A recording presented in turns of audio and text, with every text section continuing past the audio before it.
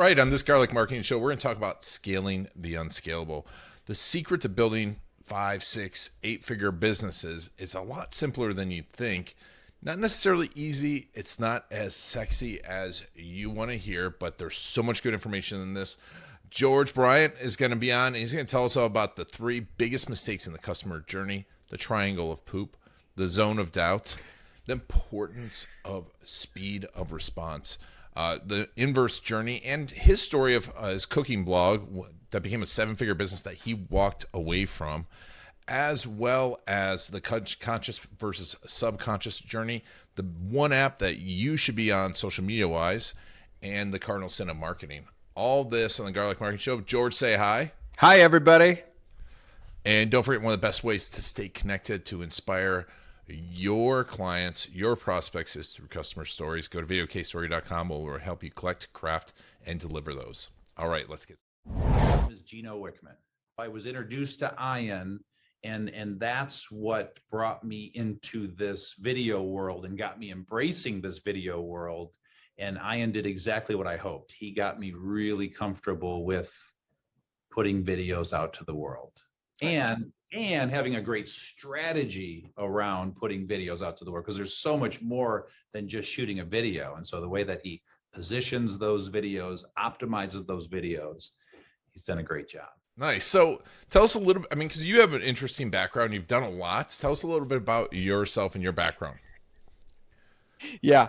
And just so no one's here for like 12 hours, right? I'll give the condensed version, right? Like one of the jokes I say to people is I'm only successful because I'm stupid, because I never set out to be an entrepreneur. I was an active duty Marine for 13 years of my life. So I left a pretty rough childhood and was like, I'm going to run away and do the hardest thing I can find. And I had every intention of doing 30 years in the military and then handing out smiley face stickers at Walmart. And after 13 years and one too many, getting blown up and concussions and almost losing my legs, they're like, we're done with you. And so my foray into entrepreneurship was an accident, but I struggled with eating disorders my whole life because of abuse as a child, like sexual abuse, physical abuse. And so I had this bright idea in Afghanistan, and I was like, well, if I teach myself how to cook, I can beat my bulimia, but I needed accountability. And so I started documenting it on the internet. And like, this was back in the day, like when you needed a college email to get a Facebook account, because I've been in this game for a hot minute now. And so I made a fake college email server, made a Facebook account, and I would post a recipe every day to hold myself accountable. And then after like a year, someone's like, you should start a blog. And I'm like, what the heck is a blog? And I remember going to blogger.com and having the worst business name of my life, civilized caveman cooking creations.blogspot.com. Right. I've since, gotten way better since then. And it was a blessing from God. And the Marine Corps ended up, medically separating me. But then I turned that blog into a multi-7-figure business, became a 22-week New York Times bestseller, launched a #1 health app, and realized I hated cooking, which was a very interesting crossroads to be at. I had 1 million followers. I had all of this, traffic and like 5 million people a month on my website. And I was out of alignment. And so I made a very hard decision, and I was like, I can't do this anymore. And so in 24 hours, I gave the company to Josh Trent at Wellness Force as a Christmas present. And I deleted social media, all those followers, changed my phone number, changed my email, and disappeared off the internet for a couple of years. And as how the game goes, I ended up in a mastermind of my friends. I was at Jim Quick's house, and there were a ton of my friends in the room, and I didn't even know consulting was a thing. I had no idea whatsoever. And so they were asking like a Facebook question, and I was like, that's a dumb answer. And they're like, what would you do? And I was like, well, here's what I did. And then there were 22 people in the room, and 20 of them hired me. And then that's when I kind of accidentally became a consultant coach. And then in the process, I've launched a couple of my own brands. We have a backpack company called High Speed Daddy, where we make tactical diaper bags for dads. We scaled that organically and bootstrapped it to 15 million. Dental skincare company. And then in my career now, I've been behind the scenes of some of the biggest companies. I've scaled 2 of them to $1 billion. I've worked with professional sports teams, and all the way down to like just startups. And quite frankly, for most of my consulting career, I consider myself like the Robin Hood of marketing. I just let all these people pay me copious amounts of money, and then I turned around and taught it to the entrepreneurs I love for free. And I'm like, here you go. They don't care. But then realized that I genuinely had a soft spot for entrepreneurs. And in the beginning of my days, I made a lot of mistakes because I got transacted with and treated like crap. And I was like, I just want to help people. And I believe that rising tides rise all ships. And so I basically shifted my entire focus. I launched a podcast where I basically give away everything I know for free. And I help people with primarily like customer journey, marketing, and mindset to become that person to have that next level of business. And that's the shortest version of like getting to today. And yeah, there's like an entire, like, I don't know, 7 graphic novel series in there, but that's the shortest version. That's a lot. That's a lot happened. And so when you're looking at entrepreneurship and obviously you're trying to help people, not just trying to sell people, what do you feel like for your, I mean, who are most of the people in your community? Are they e-commerce? Are they, coaches, consultants? What are they?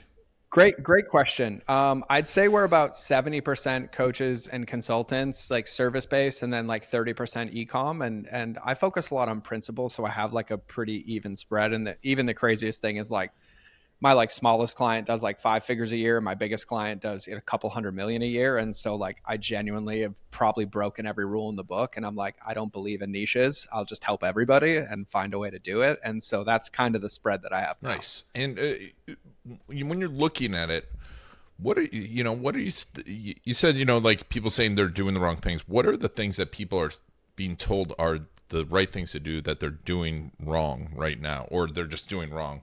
Especially like that mid-level entrepreneur. Yeah.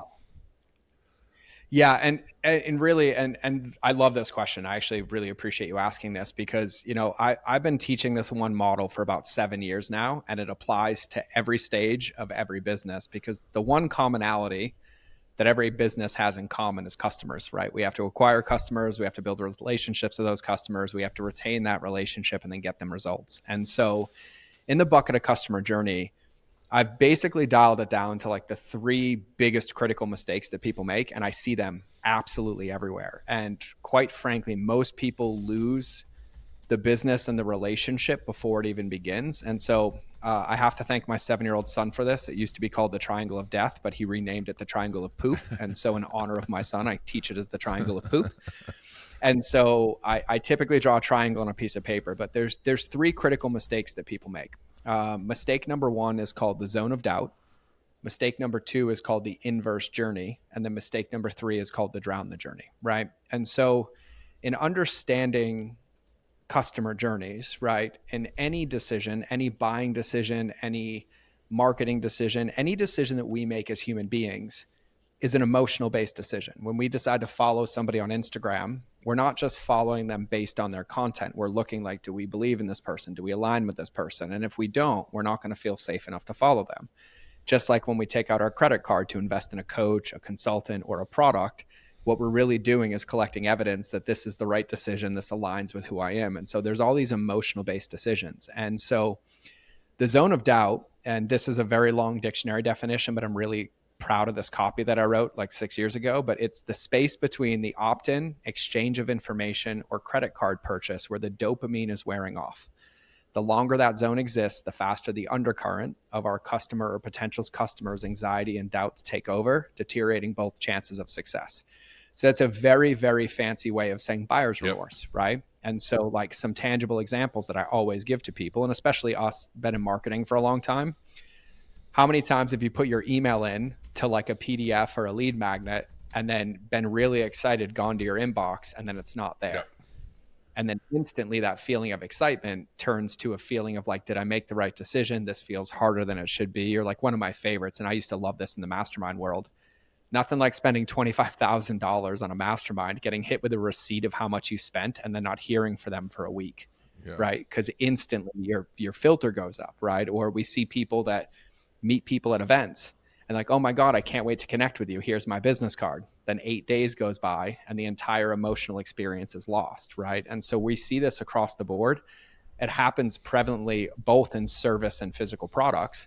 Physical products meaning that when somebody buys a product, they're not going to receive that product for a couple of days.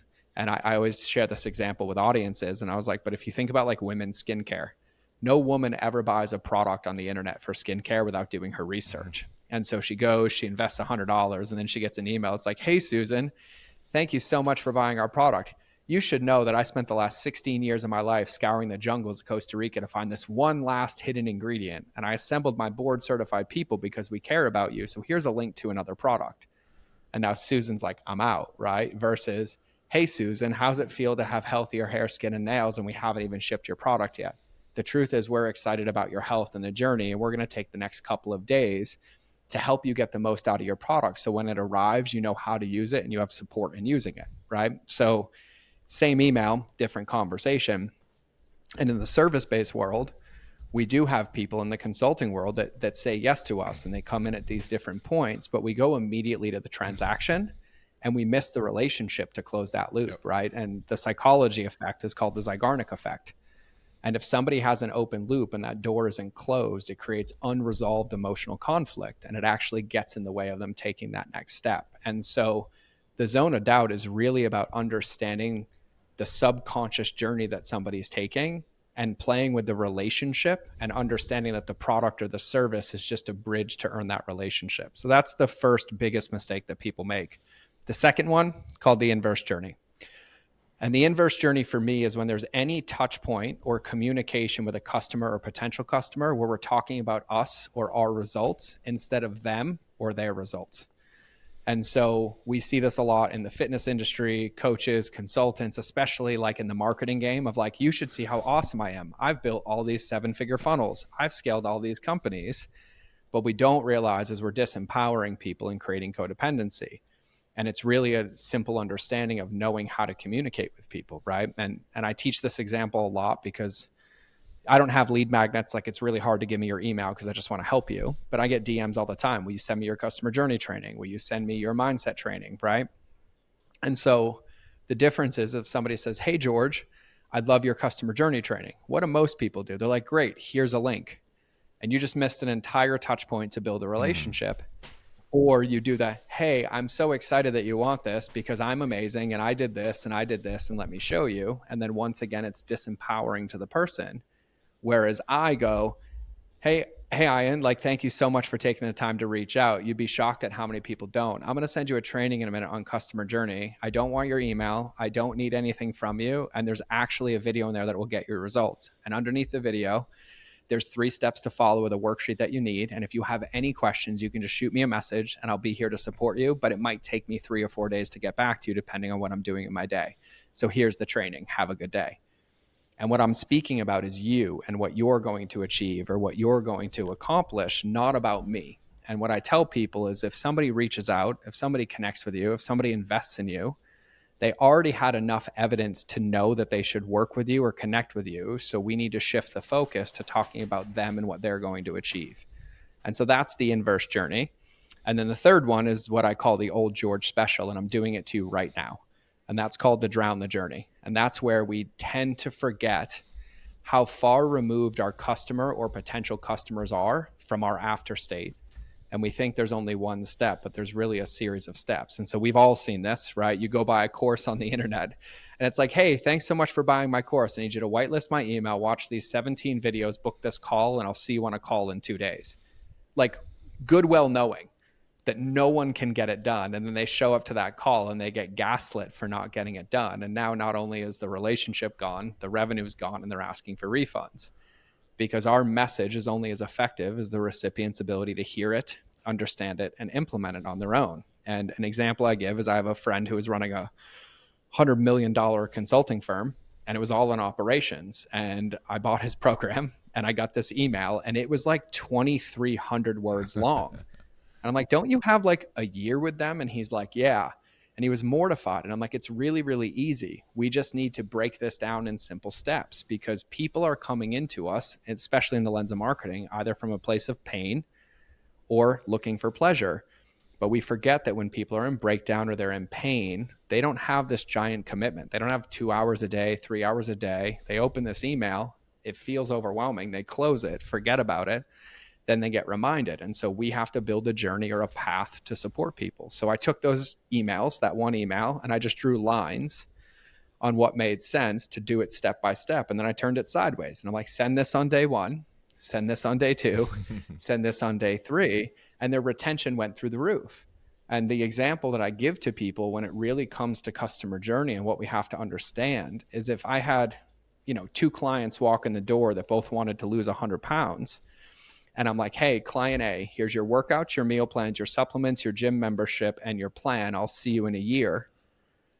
And then client B walks in. I'm like, hey, I love that you want to lose 100 pounds. All I need you to do is drink some water tonight, meet me tomorrow morning, and we're going to go on a 10-minute walk. And then we're going to make a plan day by day for the next 30 days. Which one's going to lose the weight? And it's always client B. But yet we treat most people like client A. And one little hack that I have is for anybody who has kids, this is the easiest way to know. If you have kids that have ever been between the ages of 4 and 8, because I have 2 of them, you are a master at building customer journeys. And the example that I give is my 7-year-old likes to wake me up 6 a.m. every morning. So even though I got out of the Marine Corps, I still don't get to sleep in. And every morning we have to leave the house by 7:30. And I need him to brush his hair, brush his teeth, eat his breakfast, get his lunch, put it in his backpack, put his clothes on, and then be at the door. And I'm like, but as a parent, if I wake up with him at 6 a.m. and I'm like, hey, I need you to brush your hair, brush your teeth, get dressed, eat your breakfast, do this, and meet me at the door at 7:30, what are my chances of success? And the answer is 0. But when I wake up with him, I'm like, hey, bud, normal morning. We got all these things that we need to get done, but all I need you to do is to brush your hair and get dressed and meet me downstairs for breakfast. And then he comes and eats breakfast. I'm like, oh, you're done with your breakfast? I need you to go brush your teeth, put your shoes on, and then we'll get your backpack ready. And then he brushes his teeth, puts his shoes on. And then I'm like, all right, now I gotta get your backpack. And look, you have 20 minutes to play on your iPad. So I'll let you know when it's time to go. We get out the door on time every single day. That's really what customer journey is. And those are the 3 biggest mistakes that I see people make. Well, I think one of the biggest things that we're talking about here is you're talking about everything that happens after they raise their hand and say yes. 1,000%. And so many people just want that lead. And then they're like, the lead's bad, right? All my internet leads are bad because they don't really want to do any of this stuff. And if someone doesn't come in as a referral, then they're not piecemealing this stuff out. They're not making it easy for them. They're not making it super, super simple. I think I love what you're saying here. And, and you have to continue to inspire the people along the way, right? Yep. 1,000%. 1,000%. And I'll actually hit that real quick because I think this is a really, really important point. And I hate talking about myself, but like I've scaled over 100 companies up into the 8 and 9 figure mark, right? And pretty close, right? And the one thing that people forget is scale comes from retention, not acquisition. And scale comes from subtraction, not addition. And it's typically subtracting everything that gets in the way of the relationships and the needle movers for those people getting results. And the reason I always focus on existing first is because so many people want to scale and put more people into a broken system that causes more pain down the road, right? And not one company we've scaled has scaled by having people come in and leak out the back, because then you have a forever problem where the bucket just gets emptier and emptier. But on the same lens, the same thing applies to the front. And what we're really talking about in marketing, in leads, is earning the right to build monogamous relationships at scale with people, depending on your offer, depending on your progress, on your product, is you have to find people that have a desire or a need, either are in pain or looking for something different that can benefit from what you do. But it's not our job to control the pace at which they collect that evidence. And one of the ways that I teach this to people, it's like, imagine your business was in a brick and mortar store. When somebody walked in the door, would you tell them, hey, you can't ask me questions, you can't look at the shelf, you need to go buy this product right now and expect a positive result? And the answer is no. And we've forgotten that social media is just a sped up relationship in real life with more touch points in that process. And really, even in the lead game, which by the way, in 2024, it's the number one pain point that everybody is having, because the transactional game is gone and people's filters are through the roof. But even when it comes to content or relationship building or lead acquisition, you're really only focusing on one of 3 buckets. Bucket number 1 is visibility, which is I'm creating content or reaching out to people to help them find me and find what I do. It's nurturing, which is deepening a relationship with them and giving them evidence that when they're in my presence or in my content, that they feel safe, that they can benefit, that I can help them. Or the third one is convert. But it's not convert to a sale, it's convert to a conversation to earn the sale. And those are the three phases that like all content really, really boils down into. But to go back to a previous thing that I said, and I'll save the podcast, but I have a customer journey model, and it's really important to understand there's a conscious customer journey and a subconscious customer journey. The conscious one we're aware of.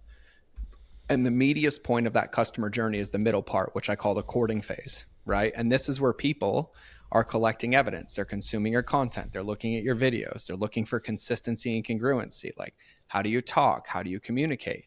But underneath that is safety.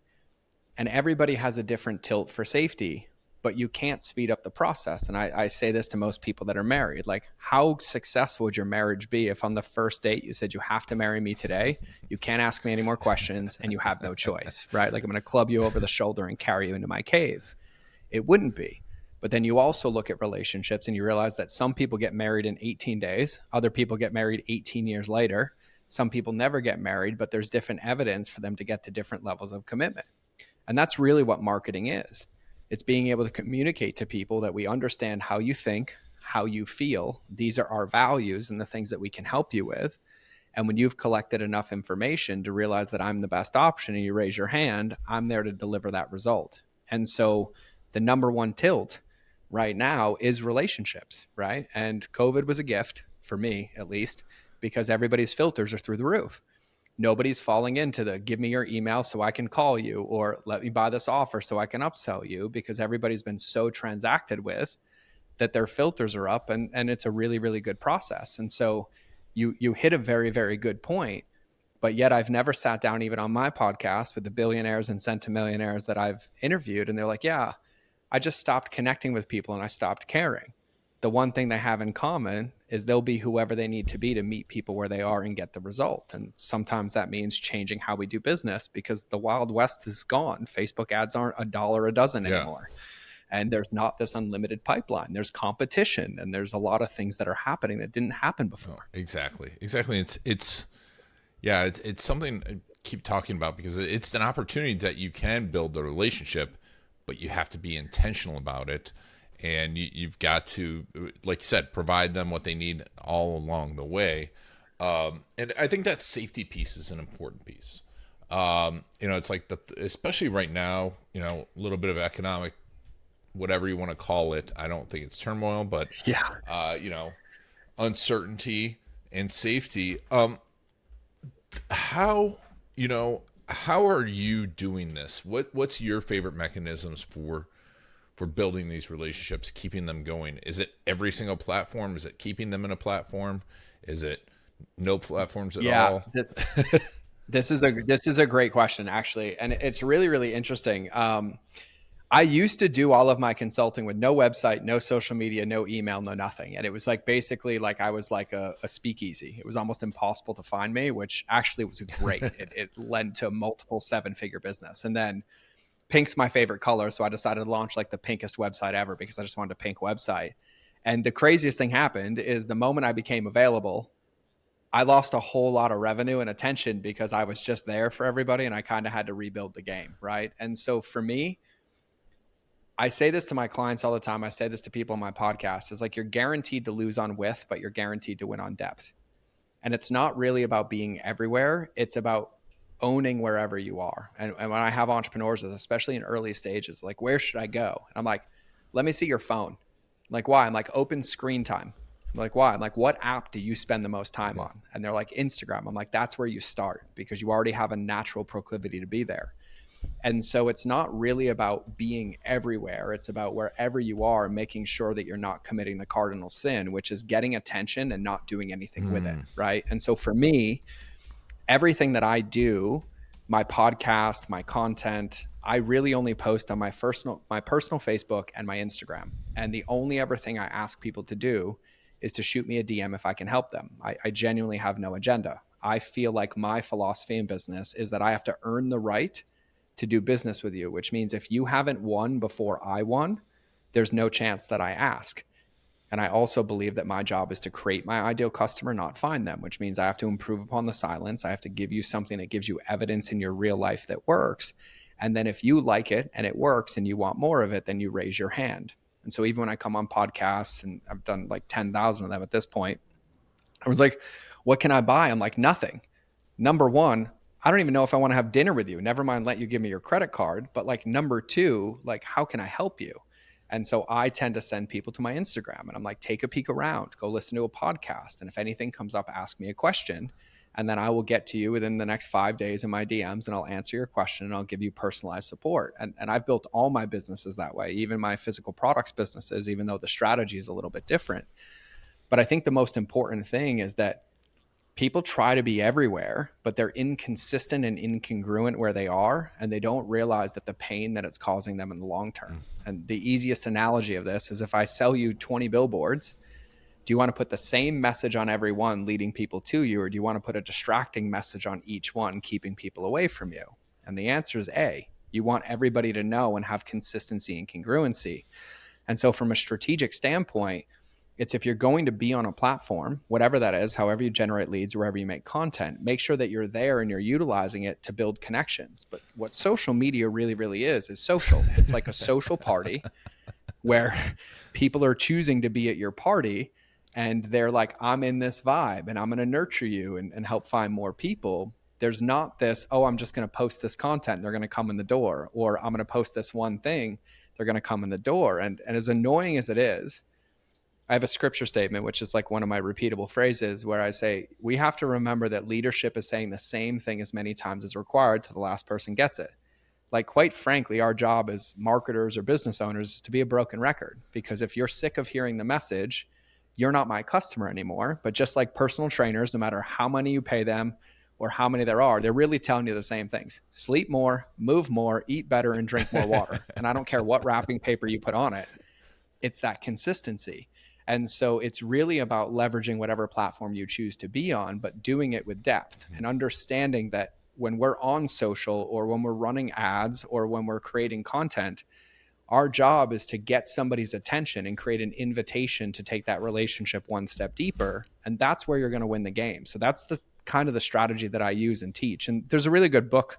It's a parable book, but I had him on my podcast, Bob Berg and David Mann, called The Go-Giver. And I love that book and I love them too, because it really is genuinely the best principle to build a legacy business, to build a long-term business, because you're building it based on relationships. And quite frankly, is when we sell anything, when we market anything, our number one focus is not to get the credit card. It's to get the relationship, to then get somebody results. Once they get results, it's to retain the relationship. Once we retain the relationship, they refer other people. And then that's how we win the game. And so that's the point of the game, is to be able to play it like that. And so for me, I think that that's the most important part, is that making sure that we're focusing on the right things. Then if we're going to be on a platform, be on that platform, but know that the success of the platform isn't because of the people on the other side. It's what you do with it and how you utilize it. I mean, it's funny because it's stuff we've been talking about for like 20 years, right? Social media is social. Yes. And still everyone's like blast, blast, blast, marketing, marketing, marketing. Why is it not working? And then I want leads, but I don't want to follow up with leads. I don't want to treat these leads like a person. And that's the opportunity when, like you said, when someone says yes. I talk to people like with case stories. Like, we help people make case stories, and they're like, "Well, we're only getting the leads are bad." I'm like, "Are you sending them the case stories before they get on?" They're like, "No." I'm like, "Do you think that might help?" Like, yeah, but they're on my website. I'm like, "Do you ever, once you opt in, go back to the website to read it?" Yeah. And like you said, And one of my, oh yeah, no, sorry. oh no, but I go ahead. Go ahead. Sorry. There's a delay. You go. I was just saying, because what you said was so important about beating that message to death. And it's like, oh, I've said that already. No one remembers. I don't remember what I said an hour ago. Nope. No. And one of the easiest ways that I do this, because this really puts it into perspective, and I do this to every entrepreneur, every client, I don't care what business you're in, what revenue, what product, what service. How would you respond if you were treated in a process the way that you treat people in your process? Would you buy the product? Right? And that question breaks people. But I'm like, oh, like, you're complaining no one's going through your funnel. Would you go through your funnel? And they're like, never. I'm like, Why not? And like, oh, because they didn't follow up with me or they didn't connect with me. And I'm like, great. So what makes you think that because you wouldn't go through it, that like my family should go through it, or my best friend should go through it, or anybody else in the world should go through it? And it breaks the game. And I ask people this, and it's one of the first things when I keynote. I was like, oh, mine's great. I'm like, would you be okay if your grandmother went through your funnel? And they're like, no. And I'm like, then why is it okay that mine goes through Yeah. it? Right. And we forget that even in selling, right? Like when I teach people selling, I'm like, selling is a transference of energy and confidence till somebody has enough of their own. But if you wouldn't be willing to go through it, no one else is going to go through it either, because they have the same things. And we attract people with like minds. Like we're teaching them things we know. We're helping them with things we know, which most of the time means we're helping previous versions of ourselves. Mm-hmm. And it's a really, really important concept to understand, because you nailed it. And it's no different than when you go to a brick and mortar store and they're like, hey, I'll follow up with you. If they don't follow up with you, you never go back and your loyalty changes. It's no different on the internet, Yep. right? Or why do we go to a restaurant that has subpar food but has massive quality service? And why do we choose that one over the one that has better quality food with less service? It's because of that relationship and the nurture that they take in caring for Mm-hmm. it, right? But we have to understand that also as a part of scaling, you eventually run out of a blue ocean. And so these people that are like, analytical, driver buyers, right? That are like, yeah, I'm in right now. That don't only make up like 10% of the market. There's other people that are promoters and supporters and analyticals that need different evidence and different touch points and different follow-ups to feel safe to be able to make that decision. And so I find that most of the time, the reason people lose is because they get distracted, right? They build systems that get in the way of relationships. They are distracted by all these non-needle moving activities, but yet the one thing that genuinely moves the needle is connecting with people, Yep. right? And if we do that, we also learn very quickly what's working, what's not working, and where to make adjustments. And as annoying as this is, man, I wish I listened to the crap that I knew 20 years ago and just kept doing it consistently instead of beating around the bush and losing millions and then losing companies and doing it again. Because where I am right now is back to the basics, and that's what works.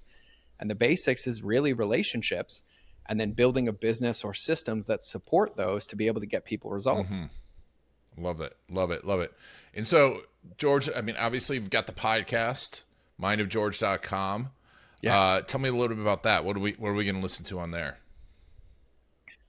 Yeah, so that's where I basically exhibit my philosophy. So we're like 500 episodes in, and I only interview people that I love and care. And there's one rule: you can't sell anything, and you have to give everything away that you know for free. And so I really focus on three big buckets, which is customer journey, like everything I know, everything I can teach you; mindset, right? Like one of my favorite quotes from a dear friend of mine, Alex Sharfin, is, you don't have the business you want because you haven't become the person to run it yet. And that's a big part of entrepreneurship. It's a game of self-discovery and self-mastery. And then really relationships, the one with yourself, your team, and your customers. And everything falls into one of those three buckets. And I genuinely try to give everything away for free that I can. I give tangible tactics, I give strategies, I give the distinctions and the way to think about it. And it's there to support. And I just want entrepreneurs to win. And I think rising tides rise all ships. So the more that we can give and the more that we can share and the more that we can help, the more all of us win. And so that's what we focus on the podcast. And I love it.